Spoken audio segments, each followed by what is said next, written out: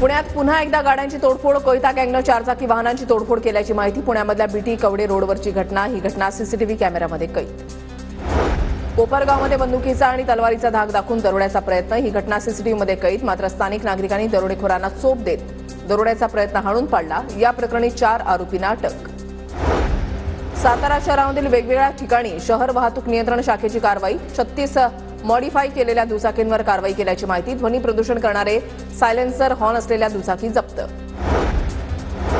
यांत्रिक पद्धतीने बेकायदेशीर मासेमारी करणाऱ्या बोटिंगवर कारवाई करण्याचे निर्देश. मात्र यासोबतच पारंपरिक पद्धतीनं मासेमारी करणाऱ्यांनाही नोटिसा. त्यामुळे मच्छीमारांवर अन्याय होणार नाही यासाठी मत्स्य व्यवसाय विभागाकडे मागणी करणार.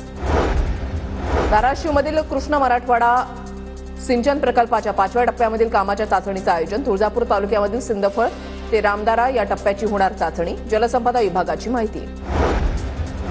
गडचिरोलीच्या सिरोंचामध्ये 3 दिवसांचा उरू जत्रा शांततेमध्ये पार पडला. उरुसाचं हे 351वं वर्ष. नक्षलग्रस्त भागातील हा उरूस उत्सव शांततेमध्ये पार पडावा यासाठी 5000 पोलीस जवान तैनात. नांदेडच्या अर्धापूर तालुक्यामध्ये मिरची पिकावर कोकडा रोगाचा प्रादुर्भाव. महागड्या औषधांची फवारणी करून सुद्धा रोग आटोक्यात येत नसल्यामुळे शेतकरी हैराण.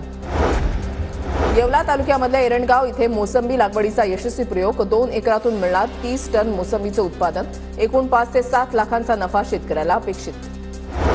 नागपूरमध्ये मॅनेजमेंट कोट्यामधून MBBSला प्रवेश देण्याचा आमिष दाखवून 2 विद्यार्थिनींना 75 लाखांचा गंडा. फसवणूक करणाऱ्या 5 आरोपींच्या विरोधात लकडगंज पोलिसात गुन्हा दाखल.